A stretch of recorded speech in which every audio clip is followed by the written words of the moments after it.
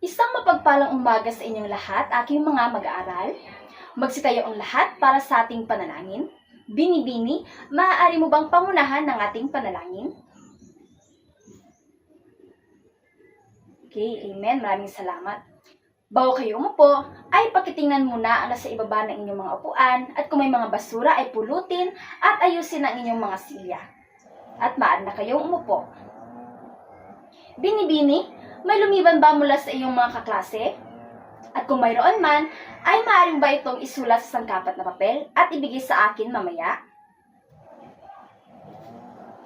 Bago tayo magsimula, ay magpapakilala muna ako sa aking sarili. Ako nga pala si Binibining Perlin Bulak, ang inyong magsisilbing guro sa araw na ito. Sa araw na ito, tayo ay mainaasahang matamo pagkatapos ng talakayan.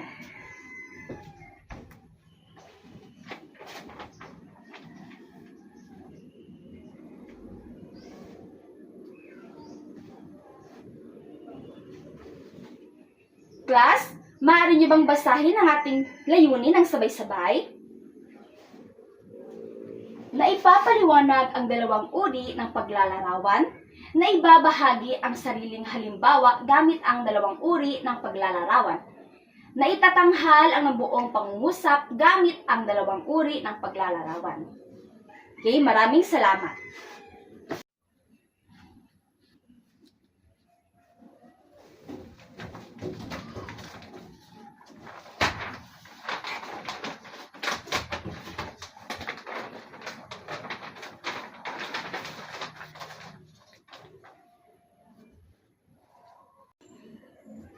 Kung mapapansin ninyo, mayroon akong isang hawak na malaking dice na mayroon 1 hanggang 6 na mga bilog o tuldok na mga marka.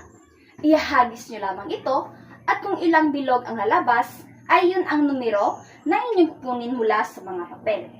At ang gagawin nyo lamang ay sabihin nyo kung ano ang inyong nakikita mula sa mga larawan. Nauunawaan ba, class? Sino po ang gustong sumubok na ihagis ang dice? At kung wala naman, ay ako ang magtatawag sa inyo. Bini-bini, maaari ka bang tumayo? Okay. Ang numero na nakuha ni Bini-bini ay numero 2. At ang numerong nakuha naman ni Ginoo ay numero 3. Maraming salamat sa inyong dalawa. Tama po ang kanila ibinigay na pagpapaliwanag base sa ginawang paglalarawan. Bigyan nga natin sila ng 5 bagsak. Base sa ating ginawang gawain, ay maidiya na ba kayo kung anong paksang tatalakay natin sa araw na ito? Tama, napakahusay, Bini-bini. Tama po ang iyong naging kasagutan. Ang paksang tatalakay natin sa araw na ito ay tungkol sa dalawang uri ng paglalarawan. Sa hindi pa mag-uumpisa ang ating formal na talakayan, ay maitatanong muna ako sa inyo. Sino dito ang mga mahihilig kumanta o may talento sa pagkanta? Dahil ngayon ay magkakaroon muna tayo ng panibagong gawain. At ang gawain ito ay tatawagin nating kanta-larawan. Simple lamang ang mechanics. Iyahati ko muna kayo sa 2 pangkat. At ang 2 pangkat ay bibigyan ko ng mga kopya ng mga sikat na kanta. Ang gagawin nyo lamang ay kakanta muna kayo. Pagkatapos ay ipaliwanag ninyo kung ano ang nilalaman ng kanta at tutukuyin nyo kung aling banda ng kanta makikita ang paglalarawan. Naunawaan ba ang aking sinabi, class? Okay. Narito ang inyong mga kopya. Bibigyan ko lamang kayo ng 2 minuto para pag-usapan at maghanda. Okay, maaari nyo nang simulan. Okay, natapos na ang inyong 2 minuto at maaari na umpisahan ng unang pangkat. Pipili lamang kayo ng 2 representante upang ipaliwanag ang nilalaman ng kanta.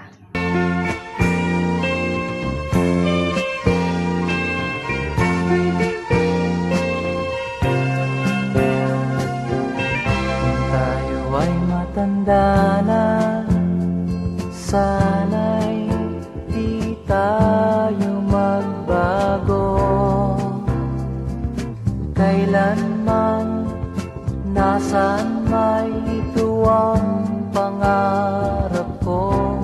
Makuha mo pa kaya ako'y hagkan at yakapin.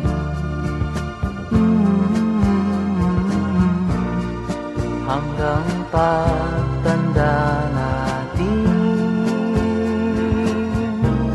nagtatanong lang sa'yo, ako pa kaya'y ibigin mo?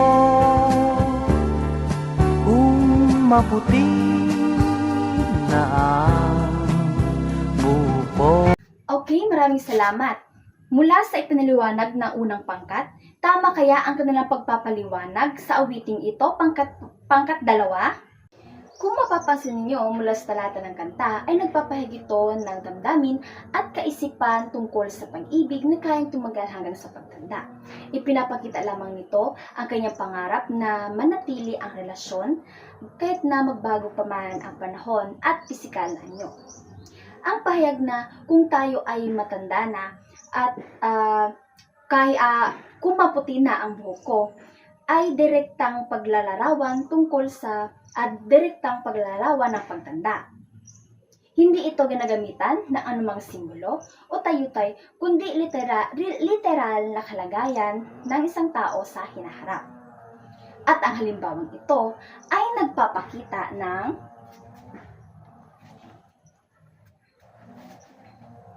karaniwang paglalarawan.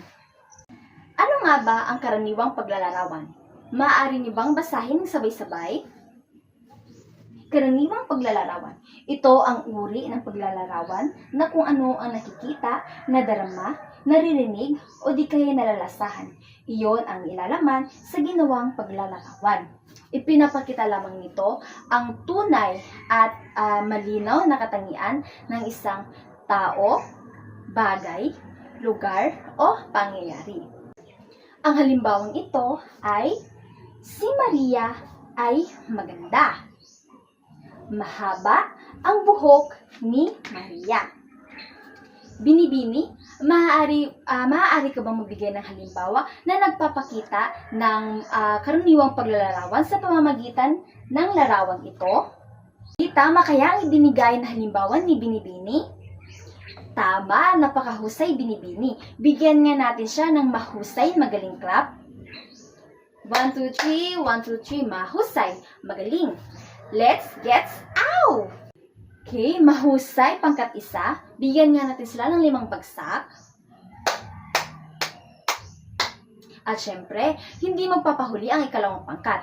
At pangalawang pangkat, maaari nyo nang simulan. Tila ibon kung lumipad, sumabay sa hangin, ako'y napatingin sa dalagang nababalot ng hiwaga. Okay, maraming salamat, pangkat 2. Ang linyang ito ng kanta ay pinapakita ang paghanga ng isang nagsasalita sa isang dalaga na kanyang hinahangaan. Halimbawa na ang tila ibon kung lumipad o sumasabay sa hangin ay hindi literal na paglipad, kundi ito ay paghahambing upang ilarawan ang gaan, ganda at kakaibang kilos ng dalaga. Ipinapakita nito na ang dalaga ay may likas na kagandahan at taglay na hiwaga na umaakit sa mga tumitingin. Sa linyang, sa dalagang nababalot ng hiwaga ay nagpapakita ng paglalarawan ng katangian o damdaming hindi tuwirang nakikita, kundi nadarama lamang. Ipinapakita dito na ang nagsasalita ay hindi bumabase o hindi humahanga sa panlabas na anyo, kundi pati na rin sa misteryo at kakaibang kilos nito. At ang halimbawang ito ay nagpapakita ng masining na paglalarawan. Ano nga ba ang masining na paglalarawan? Basahin nga natin. Masining na paglalarawan. Ito ay paglalarawang abstract na di mo nakikita ng konkreto ang larawan o imaheng isinasaad ng manunulat. kadalas ay gumagamit din dito ng mga matalahagang pahayag. Halimbawa na lamang ay, ang mukha ni Maria ay parang mga bulaklak. Inahalin tulad ang mukha ni Maria sa isang bulaklak. Dahil di ba alam naman natin na ang bulaklak ay kung titingnan natin, ito ay mabango, mahalimuyak, mamula-mula. Huwag inihalin tulad ang mukha ni Maria sa isang bulaklak dahil nga siya ay maganda. May kagandahang taglay. Pangalawa ay mapula ang pisngi ni Maria na parang kamatis. At yun ay nagpapakita ng masinag na paglalarawan dahil hindi ito direktang pagtukoy, no? Hindi ito literal na pinahayag natin kung ano yung mismo nakikita sa ating mga mata. Ito ay hinahaluan din natin ng mga tayutay, simbolo, at kung ano pa ang nais mong ipahayag na kung ano ang nasa iyong loob. At syempre, ginagamit din natin ito bilang pagpapahayag sa kung ano ang ating nasa isipan, tulad ng imahinasyon. Ginagamitan natin ito ng imahinasyon. Ano pa ba? Damdamin, no? Damdamin. At tawag doon, creative, na pagiging creative. Nauunawaan ba, class? At kung naunawaan nyo nga, ay Ginoo, maaari ka ba magbigay ng halimbawa na nagpapakita ng masining na paglarawan, ngunit ilarawan mo ang iyong kaibigan? Mula sa ipinaliwanag ng inyong kaklase, class, tama kaya ang kanyang ibinigay na halimbawa na ang kanyang sinabi tungkol sa kanyang kaibigan ay ang kanyang kaibigan daw ay parang papaya kung ito ay nasasaktan. Tama kaya, class? Okay, napakahusay. Tama po ang kanyang ibinigay na halimbawa. Dahil hinihalin tulad ni Ginoo ang kanyang kaibigan sa isang papaya na kapag ito ay natatamaan o nasasaktan, ay bigla itong luluha o may lalabas na parang katas. Okay? Yun po ay tama. Bigyan nga natin si Ginoo ng mahusay, magaling clap. 1, 2, 3, 1, 2, 3, mahusay, magaling.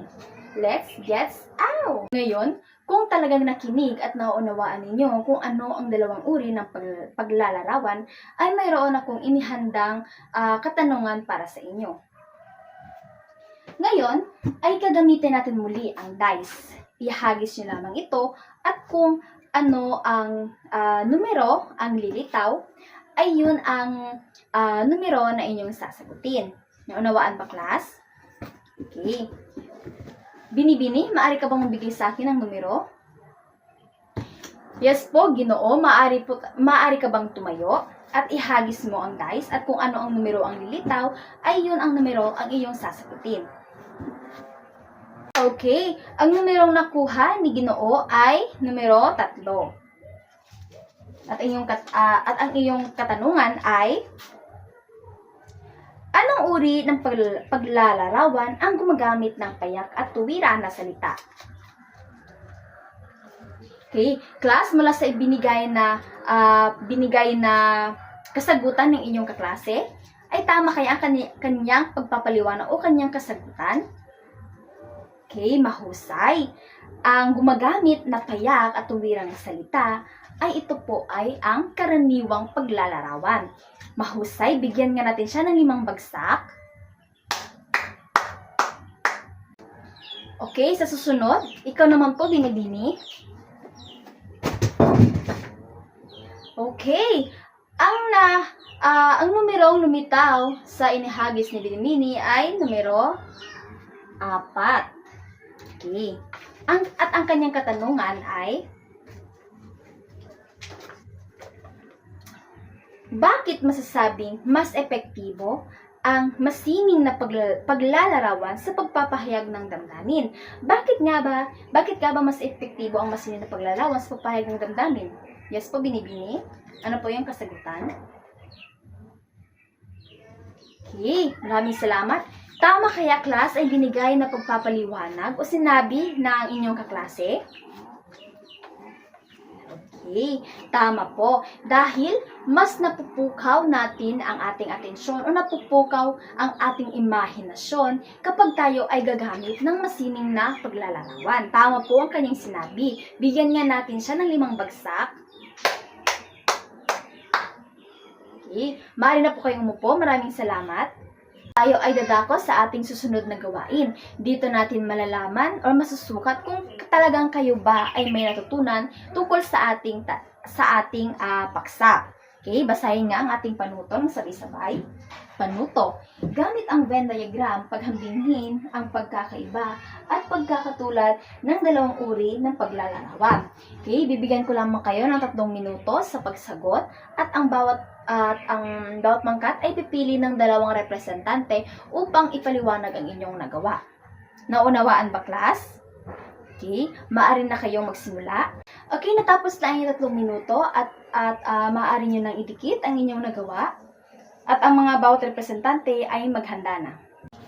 Okay, base sa sinagawa o yung nagawa ng unang pangkat, okay, check nga natin kung tama ba. Karaniwang paglalarawan, walang tayutay, literal na mga salita, walang gaanong emosyon, tama. Sa masining na paglalarawan naman, ang kanyang pagkatulad ay matalinghaga ang salita, may tayutay, may damdamin at imahinasyon, at ang kanyang pagkakatulad naman ay parehong ginagamit upang ipakita ang katangian, anyo o kalagayan at uri ng paglalarawan. Ito po ay tama. Okay. Dadako naman tayo sa pangkat 2, mula sa kanilang ginawa. Karaniwang paglalarawan, payak at tuwiran, walang emosyon, tama, literal na salita, hindi gumagamit ng tayutay, tama, direktang pagtukoy. Sa masining na paglalarawan naman ay malikhain at matalinghaga, tama, may damdamin, tayutay na mga salita, hindi direktang pagtukoy. Okay. At ang kanilang pagkakatulad naman ay parehong uri ng paglalarawan, parehong naglalarawan ng tao, bagay o lugar. Okay, tama, napakahusay at inyong mga ginawa. Lahat po ito ay tama. Ang gagaling nyo, class, napakahusay. Bigyan nga natin ng mahusay magaling clap ang ating mga sarili. 1, 2, 3, 1, 2, 3, magaling. Mahusay. Let's get out! Okay, ayusin na po ang inyong mga upuan at para sa ating panghuling gawain ay maaari ba nating basahin ng sabay-sabay ang panuto? Panuto, pagmastang mabuti ang bawat larawang ipapakita batay sa inyong obserbasyon. Bumuo ng mga pangungusap na nagpapakita ng 2 uri ng paglalarawan, karaniwang paglalarawan at masining na paglalarawan. Tiyaking malinaw na ipapahayag sa bawat pangungusap ang mga katangiang makikita sa larawan. Naunawaan ba, class, ang ating panuto? Okay, narito po ang mga larawan. Okay, para sa unang pangkat, ito po ang inyong larawan. Para sa pangalawang pangkat naman, ay narito po sa ibang larawan. Una muna sa lahat, ay sabihin ko muna kung ano ang pamantayan sa pagbuo ng mga pangungusap. Pagkabuo, 5%, nilalaman 10% at organisasyon 5%. Para sa kabuuan naman ay 20%. Kung anong pangkat kayo kanina, yun pa rin ngayon. Parehas pa rin, no? Kaya maaari nyo nang simulan at gawin na. Kaya nilarapat na pasalamatan natin ang Diyos sa lahat ng kanyang nilikha. Okay? Direkta ang pagtukoy nito, no, sa isang kapaligiran. Kaya ito ay tama. Masining na paglalarawan. Ang mga ulap ay tila mga bulak na naglalakbay sa bughaw na langit, tahimik na sumasabay sa ihip ng hangin. Ang hulap ay tila gumamit sila ng tayutay, kundi tila mga bulaklak na naglakbay. Kundi ito ay tama para sa masining na paglalarawan. Sa pangkat 2 naman, ay karaniwang paglalarawan nila ay ito ang aking pamilya, kami ay buo at masayang magkakasama. Kami ay may aso at pusa. Mahal namin sila na parang pamilya. Okay, tama. Para sa kanilang paglalarawan, dahil direkta ang kanilang pagtukoy, no? Direkta ang kanilang paglalarawan na sila daw ay buo at masayang nakakasama bilang pamilya. Okay. Para sa masin na paglalarawan naman ay ang aking pamilya ay tila liwanag na nagtipon sa isang tahanan. Okay? Ang kanilang ngiti, bulaklak na sabay-sabay na namumukadkad, di ba? Tingnan natin no ang pagkakaiba no na pagkakaiba tungkol sa karaniwang masin na paglalarawan. Dito ay direkta ang pagtukoy nito sa isang pamilya. Dito naman sa masin na paglarawan, namnamin natin kung gaano kaganda kapag ito ay gagamitin natin ng mga masining na paglalarawan o masining na salita. Dahil, tingnan nyo, kanilang ngiti parang bulaklak na sabay-sabay na namumukadkad. Kaya, parang kung mapapakinggan natin ito ay sarap sa tenga, parang nakakaakit, nakakatouch. Kaya yun ang pakaiba rin ng karaniwang paglalarawan at masining na paglalarawan. Okay? Ito po ay tama. Okay? Napakahusay bawat mangkat dahil nagawa ninyo o nabuo ninyo. At talagang may nauunawaan talaga kayo at naiintindihan ninyo kung ano ang paksang tinalakay natin sa araw ito. Okay? Maraming salamat. Bigyan nga natin ng 5 bagsak ang ating mga sarili. Ayusin na po ang inyong mga upuan at umupo ng matuwid at maghanda ng sangkapat na papel. At binibini, maaari mo bang basahin ang panuto? Panuto. Isulat ang kipi kung ang halimbawa ay nagpapakita ng karaniwang na paglalarawan at MP naman kung ito ay masining na paglalarawan. Okay? Bibigyan ko lamang kayo ng 3 minuto. Ipasa na po ang inyong mga papel.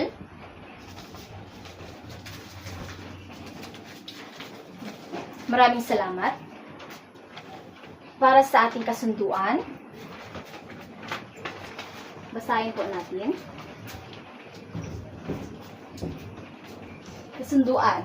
Maghanap ng isang bagay sa paligid ng bahay at isulat ang isang paraang paglalarawan na ginagamitan ng 2 uri. Naunawaan ba klas ang ating napagkasunduan? Ipapasa ito sa ating susunod na pagkikita. At hanggang dito na lamang magtatapos ang ating talakayan. Basta tayo ang lahat. Paalam mga mag-aaral. Maraming salamat.